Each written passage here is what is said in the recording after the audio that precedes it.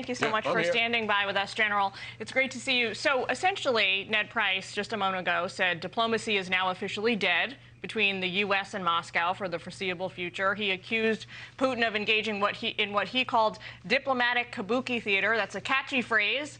It certainly got my attention. But the reality here, General, right, is that everybody with half a brain has known this to be the case for 6 months now. So the question is, why did the United States go along with this kabuki theater, essentially giving the Russians valuable time to amass 150,000 troops along the border with Ukraine, which they promptly did? Yeah, it's a great question, Jillian. I'll tell you what, watching that little session we just observed, I mean, the questions were a hell of a lot better than the answers, in my judgment. Look, this thing began in March. That's when the first buildup took place, and that grew to around 90,000 by the full spring of the year. And all we did is respond with rhetoric. Can you imagine the impact we would have had if we started to act on that provocation? Russia, though operating within its borders, does not have the right to mass an army on another country's border and intimidate it and coerce it because of the physical presence of that army. We had every right to go after them then with severe sanctions, and we would have had significant impact on them by now. This policy of the administration that was attacked by the first questioner there, the first journalist, that stated and was the major policy deterrent that we will issue sanctions, tough sanctions, after an invasion, not before the invasion. And obviously, that has failed miserably. And it has blown up in the face of the diplomats here. And then Russia entered into this and participated in the shuttle diplomacy, largely driven by us and our European friends. And it's pretty obvious. Putin was playing us. He was permitting his forces to move in and establish themselves. He put issues on the table that he knew the United States and NATO could never abide by, which would have been the reconstruction of NATO itself. And certainly we would not agree to something like that. We'll fight over it and go to war over it, but we're certainly not going to hand it over to you. So, yeah, I mean, when you look back on it, that's all that was. Diplomacy has come up with nothing here. That's the reality of it. It has failed. Russia's going to war in Ukraine, and he's willing to absorb all the costs that we have laid out as potential deterrents. He's factored it all in. Now, will he pay a price for it? Certainly. Could this be a strategic overreach on Putin's part? Yes, I believe it can be.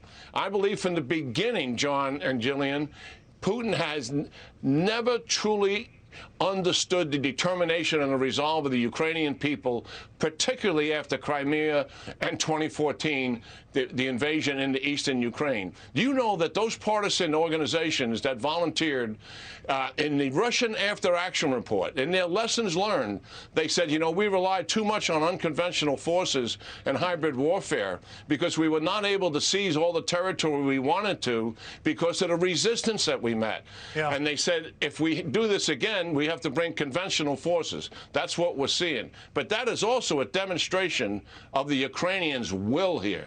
And look at, even right now, on the cusp of invasion, where are the tens of thousands of people leaving these major cities that they full know that are likely going to be under attack? Where are the films of the roads with hundreds of thousands of people running from Ukraine and running from those cities? They're not running. They are staying there with their children, with their grandparents. They are staying, despite the hell that's about to be imposed on them. You know, General, obviously the question of how we got to where we are is a very important one and will be digested in the weeks, months, and years ahead. But we are where we are. You heard the one question there to Ned Price about information that Russia may be launching an invasion tonight. Last night on Bret Baier's fine program special report, he had the Ukrainian foreign minister saying, we need more weapons, we need more weapons. Clearly, a lot of lethal force has been flowing into that country. But if Vladimir Putin unleashes the substantial forces that he has got with so many tanks against Ukraine tonight, will there be much of an opposition, particularly when you look at the terrain? It's hilly in the eastern part of Ukraine, but if you come in to Kiev through the northern border with Russia, that's flat land, and you can imagine those Russian tanks could be in downtown Kiev or at least on the outskirts within hours. Yeah, the Ukraine military will fight, but they are overmatched in numbers and sheer capabilities. John, they have no defense, really, against Russians' air power, except some shoulder-fired Stinger missiles, and they don't have enough of those. They have no defense against Russia's missiles, cruise missiles, ballistic and ballistic missiles. And they have inadequate defense against Russia's long-range artillery and their rocket artillery, which is absolutely devastating. The last time they dealt with them on the border, their operational units were completely shut down by Russia's electronic warfare. They couldn't talk to each other, and the rocket artillery was devastating on the Ukraine battalions. They took out entire battalions in a couple of minutes. It was quite extraordinary to pour through those after-action reports and see the results. This is not an even match. It's not even close. The Ukrainians are brave, and they'll fight, and you got to give them credit for that, and you got to give them an awful lot of credit. Has the bravery that they demonstrate as a people, the sheer will that they have to stand up to the might of Russia, even though they're not professional soldiers. They're standing there with their families, and they're going to absorb this onslaught. It's really quite remarkable.